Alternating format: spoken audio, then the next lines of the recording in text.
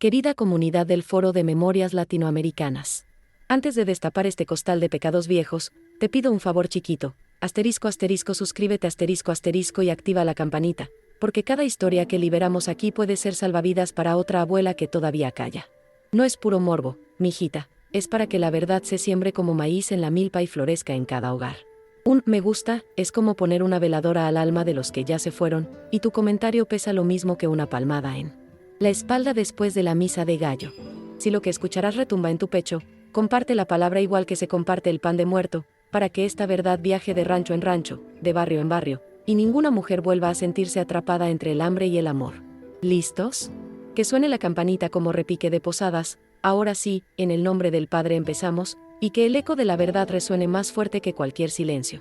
Nunca imaginé que llegaría la tarde en que mis labios, resecos de rezar tantos rosarios, desafiarían el eco del silencio. Me balanceo en mi vieja mecedora de bejuco frente al altar familiar, donde arden veladoras con esencia de copal desde el 1 de noviembre, mientras el café de olla con canela y piloncillo perfuma la cocina y el atole de guayaba burbujea en el caso de cobre al compás del tic-tac del reloj de pared. Sobre mis rodillas tiembla una foto sepia, 3 generaciones apretadas como frijoles en tortilla, con el volcán Paricutín al fondo y los ojos del retrato brillando como las cadenitas de San Benito que cuelgan de la repisa. Somos un clan de compadres, madrinas y padrinos que se saludan con beso en la frente y se despiden diciendo, con Dios y María. Desde chamaca aprendí que los secretos se doblan en pañuelos de manta y se esconden detrás del Santo Niño de Atocha, justo donde la abuela guarda la póliza del ejido, pero hoy, con 74 inviernos sobre mi rebozo y una operación a corazón abierto esperándome. Al amanecer, la manda que hice a San Judas Tadeo me quema como chile habanero. Sé que entre los estallidos de cohetes de las posadas y las risas nerviosas de las quinceañeras siempre sentiste un hueco, un lugar en la mesa que nadie nombraba. Ese vacío nació una madrugada de agosto de 1973, cuando el cielo de Michoacán estaba rajado por la sequía y los perros aullaban pidiendo lluvia. La tierra se partía como ollita de barro olvidada al fuego y cada patadita de mi bebé parecía contar los segundos de una desgracia inevitable. Fue entonces que el destino, vestido de pobreza y machismo, llamó a nuestra puerta con un trato que aún me desvela. Y aquí, bajo el resplandor tembloroso de las velas, quiero contártelo sin adornos. Tu abuelo, que en paz descanse, se caló el sombrero de palma, besó mi frente y prometió regresar con $, rapidito, como quien cruza la calle por tortillas, pero nunca volvió. Dicen que el río Bravo engulle promesas igual que el pozole devora granos de maíz. Yo me quedé en la casita de tejas rotas con tu madre agonizando de fiebre tifoidea y un embarazo de 8 lunas que pesaba como costal de frijol. El médico del pueblo, muchacho recién salido de la facultad en Morelia, me miraba con compasión y una cuenta imposible de 1,500 pesos, cifra que para nosotros era pedirle a la Virgen que lloviera oro. Nuestro corral ofrecía apenas una vaca flaca, 3 gallinas desveladas y el burro que servía de taxi al párroco, y ni vendiéndolo todo alcanzábamos la mitad. Fue entonces cuando la sombra de don Laureano, hacendado de manos suaves y sonrisa de dientes de oro, se posó en el umbral, llegó en su camioneta negra oliendo a cuero fino, rosario de plata en mano, y murmuró, yo pago el tratamiento, Lupita, si me entregas al niño al nacer.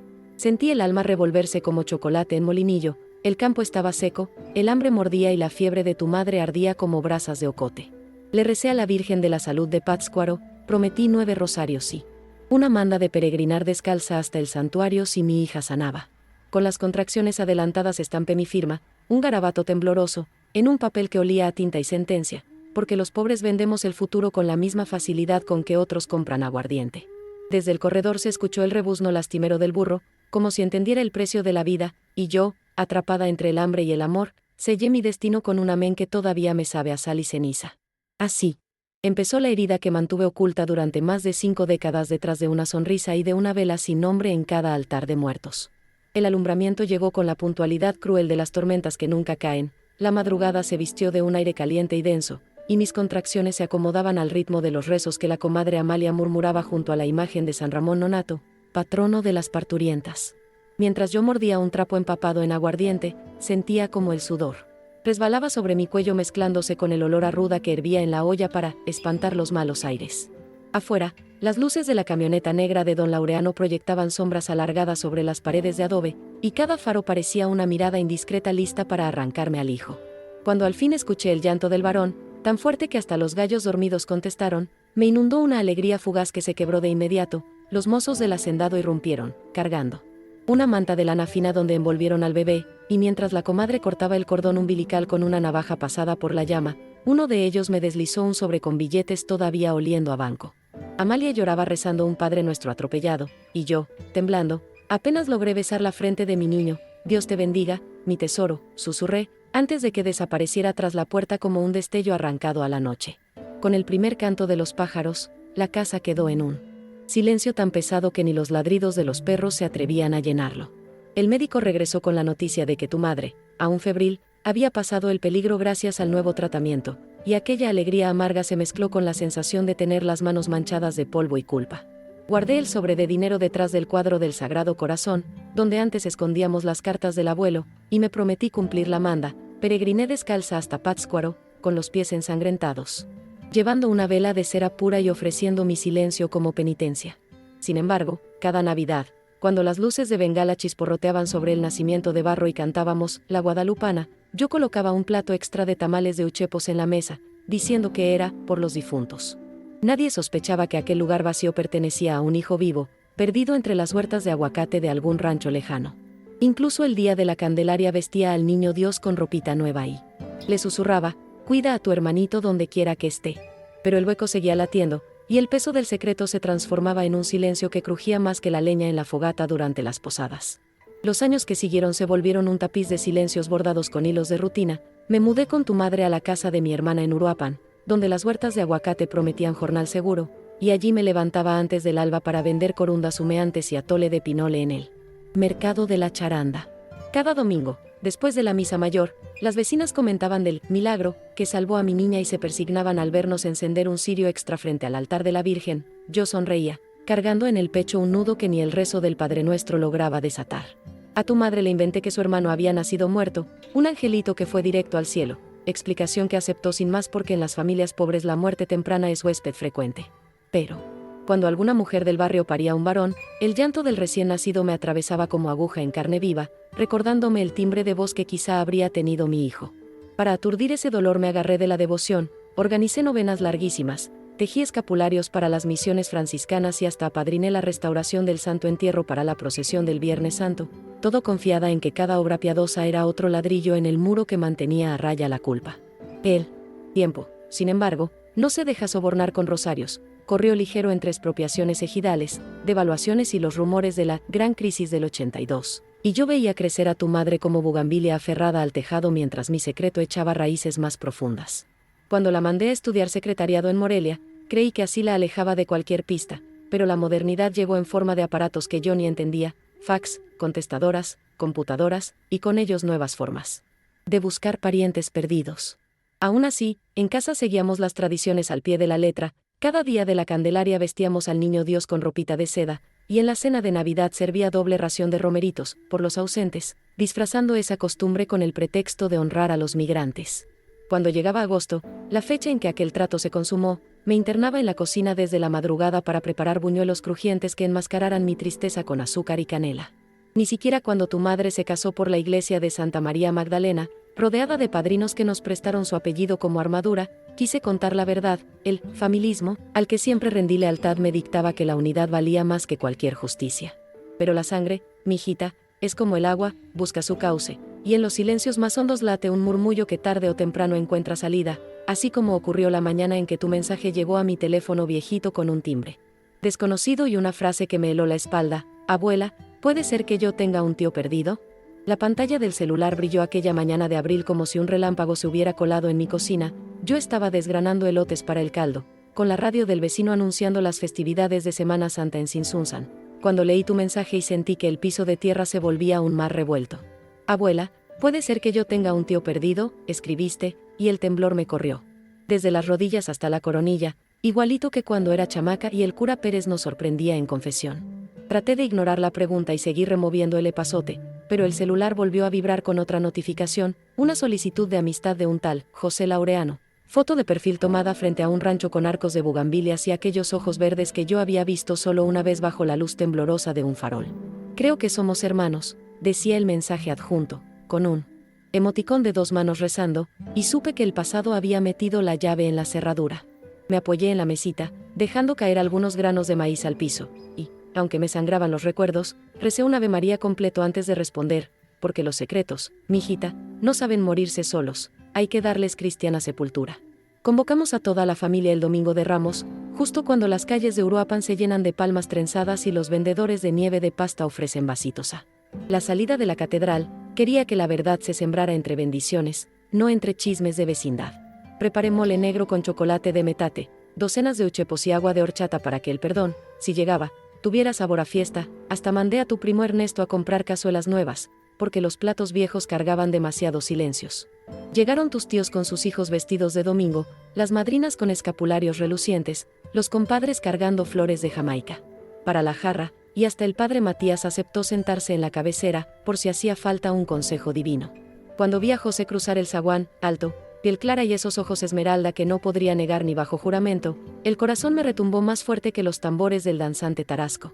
Todo quedó en silencio, salvo el crujir de las sillas de madera y el chisporroteo del comal. Tomé aire, sentí el hilván de los años coserse y descoserse dentro del pecho, y, antes de que el cardiólogo me abriera el corazón con bisturí, yo misma deshilé cada puntada del secreto delante de la familia, confiando en que la verdad, como el incienso del domingo de Ramos, se elevara ligera hacia el cielo y encontrara su sitio entre las plegarias. Tomé las cuentas del rosario que cuelgan siempre de mi cintura y, con la voz temblando como vela a punto de apagarse, expliqué el trato que firmé aquella noche de agosto. Hablé del hacendado, del sobre con billetes benditos y malditos, de la camioneta negra que se llevó al recién nacido y del silencio que me tragué como hostia amarga durante 51 años. Cada palabra parecía golpear las paredes de adobe. Tu madre, pálida, se aferró al crucifijo de su collar y murmuró Virgen Santísima, mientras los niños dejaban de sorber la horchata. José se quedó erguido como ceiba, sin atreverse a sentarse, y sus ojos verdes, esos que eran mi propio espejo de culpa, se humedecieron al escuchar que su nombre no está en ninguna partida de bautismo. Porque nació al margen de la pila, entre la pobreza y la desesperación. El padre Matías, con los dedos unidos en triángulo sobre la mesa, recordó que Dios perdona en confesión, pero que los pecados también tienen consecuencias terrenales. Mi hermana Clara comenzó a rezar un Magnificat atropellado y los compadres se miraron, sin saber si persignarse o abrazarme. Yo sentí que la manda a San Judas se cumplía al fin. La verdad, desnuda y estremecida, se había presentado como invitada de honor en nuestra mesa de domingo. El silencio duró lo que tarda en fundirse una veladora, hasta que tu madre, con lágrimas calientes surcando sus mejillas, se levantó y rodeó la mesa para tomarme las manos. Madre, susurró, el dolor no borra el amor. Todos contuvimos el aliento. José dio un paso adelante, sacó de su bolsillo una fotografía ajada de un niño con uniforme de primera comunión y la colocó junto al plato de mole, justo en el lugar donde yo siempre ponía tamales, para los ausentes. Contó que fue criado por una nana purépecha que le enseñó a pedir la bendición cada noche, que nadie le ocultó que era adoptado, pero que al cumplir 50 años sintió un llamado incesante a buscar sus raíces. Los exámenes de ADN lo guiaron hasta aquel mensaje que cambió nuestras vidas. Hubo un murmullo colectivo, mezcla de alivio y espanto, y los tíos, esos que juraban que la familia era un árbol sin ramas perdidas, empezaron a preguntar por detalles, fechas, sacramentos. El padre Matías alzó su mano y propuso un momento de oración para sanar la herida. Mientras todos inclinaban la cabeza, yo vi cómo José rozaba con la yema de los dedos las cucharitas de plata del café, casi como si tratara de memorizar cada objeto de un hogar que, sin saberlo, le pertenecía. Afuera sonaban las campanas de la catedral anunciando el oficio vespertino, y pensé que, tal vez, la misma campana que nos llamaba a misa nos estaba llamando ahora a reconstruirnos. Un murmullo de ternura y desconcierto llenó el comedor. Cuando los pequeños, tus sobrinitos, que traían aún la bendición fresca del domingo de Ramos, se acercaron a José para ofrecerle empanaditas de cajeta, como si intuieran que aquel tío recién descubierto necesitaba un gesto inocente para anclar su lugar en la familia. Tus tíos mayores, todavía con la sorpresa atorada en la garganta, brindaron con tequila de la región de Parras, por la unión, aunque el trago quemara la tristeza, y las madrinas comenzaron a rezar un rosario de la misericordia, dejando caer cada cuenta sobre la mesa de cedro mientras el olor a incienso se mezclaba con el del mole. Yo observaba cómo José recorría con los dedos las figuritas de barro del nacimiento que nunca guardamos, preguntando con suave reverencia por los nombres de cada compadre en la foto de bodas colgada junto al reloj cucú. Ándale, tío, ven a probar el churipo, le insistió tu prima Marisol, sirviéndole un plato humeante de caldo michoacano con carne ahumada y chile pasilla, y en ese instante comprendí que la misericordia podía tomar la forma de un gesto tan simple como compartir la comida. Entre las paredes resonaban fragmentos de conversaciones entrelazadas con los repiques de las campanas de la catedral. Algún sobrino preguntaba si José sabía rezar el Ángelus, otro quería enseñarle las reglas del trompo, y yo, Sentada con el rosario aún tibio entre las manos, sentí que mis años de culpa se aligeraban como si una ráfaga fresca de la sierra purépecha hubiera atravesado mi pecho.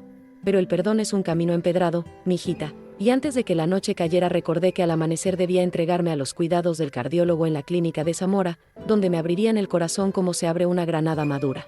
Tomé fuerzas y declaré que si Dios me concedía salir con vida de aquella cirugía, cumpliría la manda pendiente desde 1973, peregrinar a pie hasta el santuario de Nuestra Señora de Guadalupe en Morelia, llevando de ofrenda las cartas amarillentas que guardé en él. Baúl de cedro y una foto reciente de José para que la Virgen los cobijara bajo su manto. Tu madre, con los ojos aún rojos por el llanto, tomó la iniciativa, organizó equipos de primos para turnarse junto a mi cama, prometió encargar tamales de ceniza para las novenas y pidió al padre Matías que oficiara una misa de acción de gracias si la operación resultaba bien. José, en un gesto que me arrancó un sollozo, se arrodilló a mis pies y me pidió la bendición como se la pide un hijo a su madre él. Día de su primera comunión, al rozar su frente sentí un calor suave que me recordó el latido de aquel recién nacido arrebatado. En medio de las voces que ya planeaban la caravana de oración, escuché como los más jóvenes discutían si habría que incluir su nombre en el árbol genealógico del grupo de WhatsApp de la familia. Sonreí al pensar que hasta la tecnología, esa que me asusta con sus pitidos y pantallas, serviría para tejer esta nueva rama. Y mientras el crepitar del comal apagaba sus últimos chispazos y el aroma de canela invadía el aire, me abandoné a la certeza de que, pase lo que pase en el quirófano, la verdad había encontrado por fin su asiento en nuestra mesa. Llegó el amanecer de la cirugía y el cielo de Zamora se pintó de un azul lechoso que recordaba al papel de China de las piñatas, mientras los camilleros me conducían por pasillos olorosos a yodo. Escuchaba a lo lejos a tu madre organizando el rosario viviente en la sala de espera, repartiendo decenas entre primos, ahijados y compadres que habían llegado la noche anterior en camionetas atiborradas de cobijas y termos de café. Sentí el frío metálico de la plancha bajo mi espalda y apreté entre los puños el escapulario de Nuestra Señora del Carmen que José me colocó sobre el pecho, prometiendo encender una vela de cera pura en cada aniversario de mi nacimiento si todo salía bien. El anestesista, un joven de Guadalajara con acento cantadito, me preguntó por mis alergias y yo, medio sonriendo, le conté que solo era alérgica al recuerdo de la camioneta negra. Él creyó que bromeaba y respondió, ánimo, jefecita, mientras el padre Matías me ungía la frente con óleo bendito. Antes de cerrar los ojos, alcancé a ver a tu prima Marisol alzando un ramo de albahaca para espantar las malas vibras, y al tío Fermín desprendiendo un pétalo de rosa para guardarlo en mi almohada como amuleto. Los monitores comenzaron a pitar como campanas mínimas y el quirófano se iluminó con luz de neón, pero en mi cabeza resonaba el eco de las letanías que la familia entonaba afuera. Santa María, ruega por ella. Santa Madre de Dios, ruega por ella. Entonces, en ese instante suspendido entre las tijeras del cirujano y la misericordia divina, supe que, pasara lo que pasara, ya no estaba sola. El secreto se había convertido en coro y el peso que durante medio siglo cargué en soledad ahora reposaba en 100 hombros solidarios. Desperté con la boca reseca y el zumbido constante de una máquina oxigenando mi pecho recién remendado. Al abrir los ojos, lo primero que vi fue a José sosteniendo un ramo de flores de cempasúchil, las mismas que guían a las almas en el Día de Muertos, y, detrás de él, tu madre con un rebozo azul celeste, rezando la oración al Sagrado Corazón que aprendió de mi abuela. El doctor anunció que la operación había sido un éxito y la noticia corrió por los pasillos más rápida que un cohete en la Nochebuena. Los compadres estallaron en vítores, alguien descorchó un refresco. Carritos, las madrinas soltaron lágrimas de alivio y hasta los enfermeros, contagiados por la algarabía, aceptaron una ronda de pan dulce que tu tía Clara repartía en charolas improvisadas. Allí mismo sellamos otra manda. Este mismo año, José sería padrino de velas en la procesión del Corpus Christi y tendría un lugar oficial en el árbol genealógico, justo al lado de los nombres bordados en el mantel de lino que reservamos para las grandes fiestas. Prometí, apenas recobrando la voz, que en el próximo Día de los Muertos su foto ocuparía, con veladora propia, el nicho junto a la de mi difunto esposo, y que juntos escribiríamos su nombre en las cintas de papel picado que colgamos del techo para la novena. Él sonrió con un temblor humilde y tomó mi mano, sellando un pacto de sangre y perdón. Afuera, el campanario de la catedral retumbaba anunciando el Ángelus, y comprendí que aquel repique no solo celebraba mi nueva vida, sino que marcaba el comienzo de una historia familiar reescrita, donde cada secreto, por fin, tendría nombre y rostro bajo la luz eterna de las velas. Las semanas de convalecencia fueron un lento amanecer, mijita. Regresé a la casita de Uruapan con una nueva cicatriz que latía al compás de los sones jarochos que tu tío Fermín ponía en la radio para animar la sala. José se quedó a mi lado, aprendiendo a preparar tortillas a mano con tu tía Clara. Sus dedos, torpes al principio, pronto siguieron el ritmo de las palmas contra el comal, y cada tarde salíamos al Patio a oler el azahar de los naranjos mientras la familia entera tejía un tapete de cuidados a mi alrededor. Tu madre organizó turnos de veladoras vivientes. Cada noche, uno de los nietos rezaba un misterio del rosario sentado junto a mi cabecera, y cuando el cansancio me vencía, sentía el murmullo de sus oraciones arrullarme igual que canto de grillos en mayo. Las vecinas llegaban con caldo de pollo, atole de pinole y ungüentos de árnica. El padre Matías bendijo la casa con agua mezclada con pétalos de bugambilia y dejó un crucifijo nuevo sobre la cabecera como recordatorio de que las segundas oportunidades también son promesas divinas. José empezó a intercambiar anécdotas con tus tíos sobre las heladas de la sierra, se ofreció para reparar la verja del corral y quedó fascinado con la historia de los parachicos que tu prima Marisol narraba mientras bordaba sus servilletas. Yo observaba, con un nudo dulce en la garganta, como el hueco que durante 5 décadas me atravesó el pecho. Se iba llenando de risas, de historias compartidas y del olor a frijoles refritos que burbujeaban en la olla de barro. Entendí entonces que la cicatriz en mi piel no sería la última, pero sí la primera que sanaría rodeada de verdad y de familia completa. Cumplidos los 40 días de rigor, con el visto bueno del médico y la bendición del padre Matías, emprendimos la manda a Morelia al alba de un viernes de octubre, cuando el cielo purépecha se viste de rosa y los gallos apenas entonan su primer kikiriki. Íbamos en caravana, José y tu madre a cada lado, sosteniéndome por los codos, detrás, una hilera de primos cargando cirios, ramos de manzanilla y la caja de cedro donde guardé las cartas amarillentas del hacendado. Caminamos descalzos los primeros kilómetros, como prometía la Virgen, dejando huellas húmedas en el polvo que se mezclaban con pétalos de cempasúchil que tu prima dispersaba para perfumar el aire. Al pasar por los caseríos, la gente salía a la puerta a persignarse al vernos si alguno nos ofrecía agua de Jamaica o un pedazo de pan salado. Cada gesto reforzaba el cordón invisible que une a los peregrinos con la tierra. Al llegar al santuario de Guadalupe, las campanas repicaron como si reconocieran nuestra carga. Entramos cantando La Guadalupana, con las voces temblorosas, y cuando deposité la caja de cartas a los pies del altar, sentí que mis rodillas tocaban no el mármol sino la memoria misma de todos mis muertos. Encendimos las velas. José colocó su fotografía junto a la del abuelo difunto y tu madre, con voz apenas audible, agradeció por las vidas salvadas y las verdades encontradas. Al salir, las nubes amenazaron con lluvia, pero un rayo de sol atravesó el ventanal y cayó justo sobre la cicatriz de mi pecho. Supe entonces que la manda estaba saldada, y que el camino de regreso sería el primero que recorreríamos como familia sin secretos, guiados por la certeza de que la verdad, aunque tarde, siempre encuentra su casa. Regresamos de Morelia con los pies polvosos y el alma liviana, como si cada paso descalzo hubiera aflojado los nudos que me apretaban el pecho. La familia nos recibió con manteles floreados, música de trío huasteco y un letrero de cartulina que decía: bienvenido, José, nuevo compadre de velas. Tu madre, diligente como siempre, llevó a la parroquia la fe de bautismo recién expedida para que el padre Matías añadiera la nota marginal que oficializaba a José como hijo nuestro, y tus tíos organizaron una comida de acción de gracias en la que no faltaron carnitas de Quiroga, corundas con crema espesa y agua fresca de guayaba. Entre brindis de mezcal de la sierra y risas que rebotaban en las paredes de adobe, José reveló que había comprado una parcela ejidal en Tingambato con la ilusión de sembrar aguacates, para que la familia tenga fruto propio. Tus primos aplaudieron la idea y se ofrecieron de compadres para bendecir la tierra en la próxima fiesta de San Isidro Labrador. Aquella tarde colgamos su retrato en el pasillo principal, justo enfrente del cuadro bordado con las bodas de oro de mis padres, y sentí que las ramas del árbol genealógico, que antes parecía torcido por la vergüenza, ahora se erguían firmes, regadas con la verdad que por fin podía contarse sin susurros. Llegó noviembre y, como dicta la tradición purépecha, dedicamos todo el mes a los preparativos del Día de Muertos. Amasamos pan de muerto con ajonjolí, cosechamos flor de cempasúchil para formar caminos luminosos y colgamos papel picado morado y naranja que bailaba con la brisa fresca de la sierra. Al centro del altar, entre la imagen de la Virgen del Rosario y las veladoras de cebo, colocamos por primera vez la foto de José, vestido con la guayabera blanca que tu madre le regaló, junto a la de tu abuelo difunto, y alrededor dispusimos cocuchas de charales, atole de grano y el plato de uchepos que durante décadas había estado reservado para los ausentes. Esa noche, mientras el humo del copal ascendía en espirales y el violín tarasco entonaba sones nostálgicos, José tomó mi mano y dijo que sentía latir dentro de sí cada historia familiar que antes le había sido negada. Los niños, fascinados, escucharon cómo relataba su primera peregrinación y prometieron acompañarnos el año siguiente. Cuando las campanas de la parroquia anunciaron las ánimas, encendimos la última vela, la misma que yo había guardado para él desde 1973, y recé en silencio: gracias, Virgen Santísima, por devolverme a mi hijo y sanar el hueco de nuestra mesa.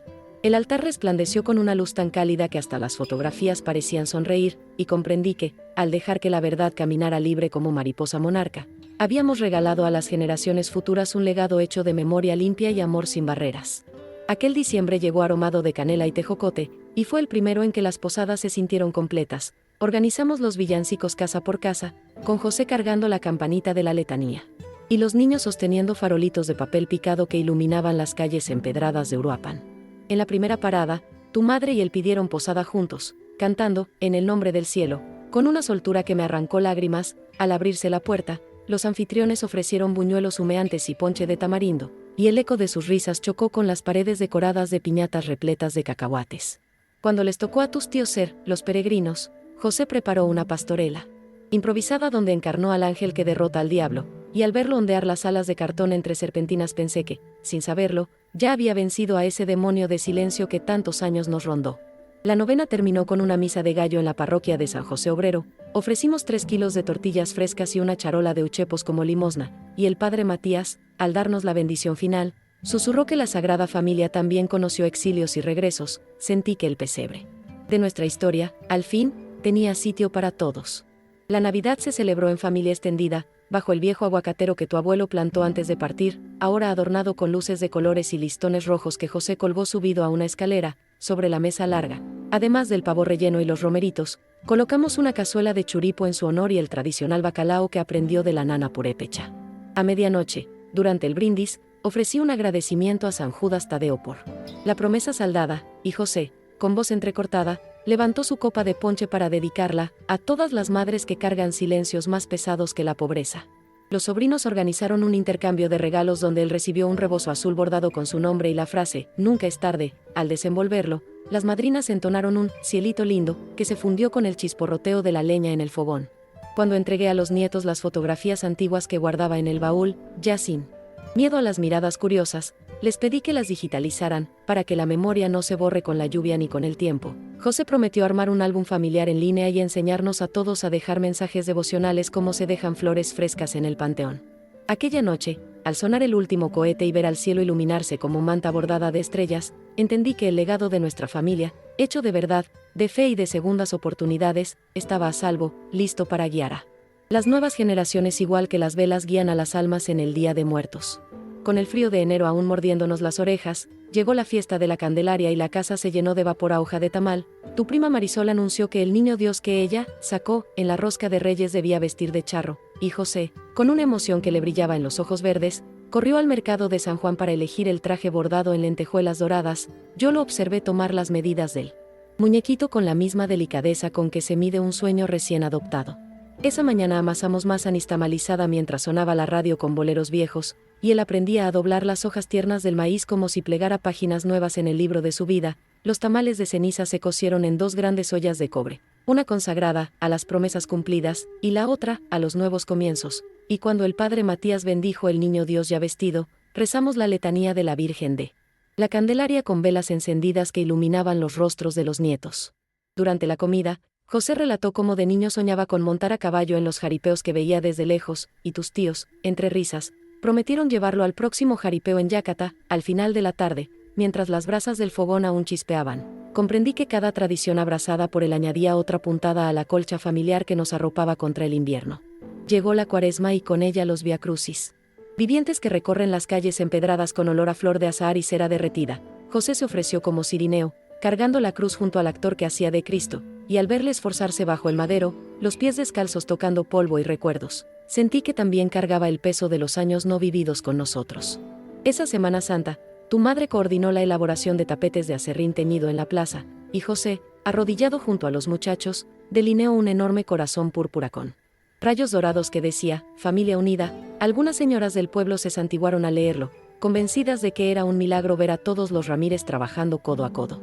El Viernes Santo, tras la procesión del silencio, cenamos empanadas de chilacayote y un pescado blanco traído de Pátzcuaro, y entre sorbo y sorbo de agua de limón con chía, José habló de organizar para agosto una gran fiesta de aniversario de su reencuentro con nosotros. Propuso un convite con baile de banda, danzas de viejitos y una misa especial donde renovaríamos los lazos de compadrazgo, y yo, al escuchar los planes que nacían como retoños en primavera, agradecí en silencio que la sangre, como el agua viva, haya encontrado su cauce, regando de esperanza los rincones donde antes solo brotaba la culpa. Agosto se acercó oliendo a tierra mojada y al bullicio de feria, y los preparativos para la gran fiesta del reencuentro se apoderaron del rancho como enjambre de abejas. Los tíos fabricaron un arco de bugambilias en la entrada, las madrinas bordaron manteles con grecas tarascas y José, luciendo su sombrero de palma recién comprado en Paracho, se levantaba antes del alba para supervisar la siembra de aguacatitos que, según él, simbolizarían cada año perdido y ahora recuperado. El padre Matías programó una misa de acción de gracias con mariachi completo, tu madre organizó un comité de cocina que coció 40 kilos de carnitas en casos de cobre, preparó pozole rojo con chile ancho y contrató a las señoras del barrio para amarrar miles de banderitas de papel picado que cruzaban el patio como un cielo multicolor. Yo, todavía convaleciente pero terca, supervisaba desde la mecedora la llegada de garrafones de agua de Jamaica, los costales de arena para las danzas de los viejitos y los fuegos artificiales destinados a estallar sobre el cerro al anochecer. Cada repique de martillo y cada canto de gallo me recordaba que el corazón remendado seguía latiendo por algo más grande que mi culpa. La pura alegría de ver brotar nuevamente la savia de la familia. El gran día amaneció con campanas vibrando y olor a chocolate champurrado. La procesión partió desde la capilla del barrio con José llevando la cruz procesional y los nietos sosteniendo cirios adornados con listones verde esmeralda, color de sus ojos. Durante la misa, el mariachi entonó las mañanitas, mientras el padre bendecía nuestra rama genealógica recién actualizada, escrita en pergamino y escoltada por 2 ángeles de cantera. Al salir, el danzón de la banda municipal tomó las calles y el pueblo entero se unió como si cada quien hubiera aguardado medio siglo ese momento. Hubo jaripeo improvisado en la parcela nueva, concursos de juego de lotería con frijolitos pintados, y por la tarde, bajo una lluvia de confeti y cohetes, José y tu madre bailaron un vals que terminó en abrazo largo, envuelto en ovaciones y aplausos. Yo, con la cicatriz palpitando bajo el rebozo, brindé con tequila cristalino y agradecí al cielo porque el secreto, al volverse historia compartida, dejó de ser herida para convertirse en puente, uno que une generaciones, bendice la cosecha de aguacates que apenas asoman y prepara el terreno para todo lo que todavía nos queda por sembrar. Pasó otro ciclo agrícola y los aguacatitos de José brotaron como promesas verdes entre la tierra oscura. Cada domingo, después de la misa, la familia bajaba a la parcela con canastas de pan y café de olla para deshiervar juntos, y los niños marcaban los surcos con piedritas pintadas que decían esperanza, perdón, futuro. Tu madre registró la pequeña huerta en la cooperativa local, y tus tíos, con el machete al hombro, enseñaron a José los secretos del injerto para que los árboles crecieran fuertes. Al atardecer, cuando el sol incendiaba el cerro, ellos se sentaban alrededor de un brasero a desgranar historias que él había perdido, la vez que tu abuela se ganó el primer premio de bordado en la feria, el día que tu abuelo volvió del norte con una radio de transistores, el viaje escolar en el que tu madre bailó La Morena ante el gobernador. Yo, desde la mecedora, veía como aquel hombre, que 11 meses antes era un nombre guardado tras un santo, reía a carcajadas mientras se untaba pomada de árnica en las manos ampolladas, y entendí que cada cicatriz nueva sellaba un antiguo vacío. Mientras tanto, el relato que grabamos aquella tarde, donde confesé mi secreto frente a la cámara de tu primo Ernesto, empezó a rodar por las redes como carreta cuesta abajo, llegó a grupos de madres católicas en San Antonio, a foros de migrantes en Chicago y hasta a un programa de radio comunitaria en Zacatecas, donde leyeron mi frase, entre el hambre y el amor, y la convirtieron en consigna. Cada semana aterrizaban mensajes en el correo familiar, una mujer de Oaxaca que había dado a su hijo durante la crisis del café, un hombre de Sinaloa que buscaba a la hermana que su madre entregó antes de cruzar la frontera, abuelas que querían grabar su propia verdad antes de morir. José se ofreció a contestar uno por uno, escribiendo desde la mesa de la cocina con una vela encendida y el rosario de cuentas moradas a su lado. Creó un grupo llamado Hijos del Silencio, donde compartía oraciones a la Virgen de la Soledad y tutoriales para tramitar actas de nacimiento antiguas. Yo observaba cómo el secreto que casi nos destruye se convertía en puente para cientos de desconocidos y pensaba que, tal vez, la misericordia viaja por los cables de internet igual que viaja por las velas de un altar, iluminando rincones donde nadie imaginó que podía llegar. La primera cosecha de los aguacatitos llegó casi sin darnos cuenta, bajo el cielo de octubre. Cada fruto relucía como esmeralda recién pulida y José, con las manos todavía manchadas de tierra, repartió las primeras docenas entre vecinos, compadres y el comedor comunitario de la parroquia, diciendo que aquel aceite verde era el sabor del perdón hecho fruto. Al atardecer, cuando colgamos los costales vacíos en el granero y los niños correteaban con las semillas como trompos improvisados, decidimos celebrar nuestra primera Navidad adelantada.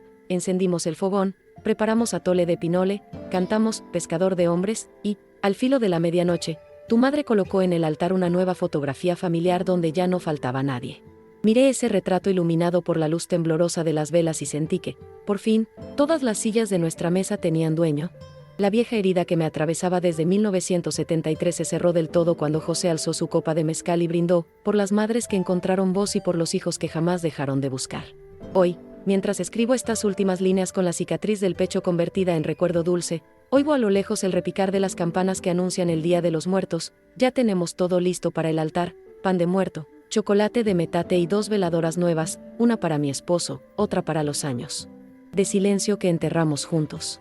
El hueco quedó lleno de nombres, risas y promesas. Cada reunión familiar huele ahora a mole y a esperanza. Las posadas se sienten como estreno y hasta los rezos de la novena suenan más afinados porque los entonamos sin secretos. He aprendido que la verdad, igual que el maíz, necesita salir a la luz para florecer, y que ningún pecado pesa más que el amor dispuesto a remendarlo. Si este testimonio llega a tus manos, mijita, recuerda que entre el hambre y el amor siempre hay un puente llamado valentía. Crúzalo antes de que la vida te cierre las puertas con candados de culpa. Asterisco, gracias por acompañarme hasta el último sorbo de esta historia. Asterisco, cuéntame en los comentarios desde dónde nos escuchas. ¿Eres de Michoacán, de Jalisco, de la frontera, o tal vez vives del otro lado del río? Tus palabras son como veladoras encendidas en nuestro altar digital, así que deja tu luz. Suscríbete, regálanos un me gusta y comparte este video, quizá hoy le brinde valor a otra abuela que todavía calla y a un hijo que sigue buscando su nombre.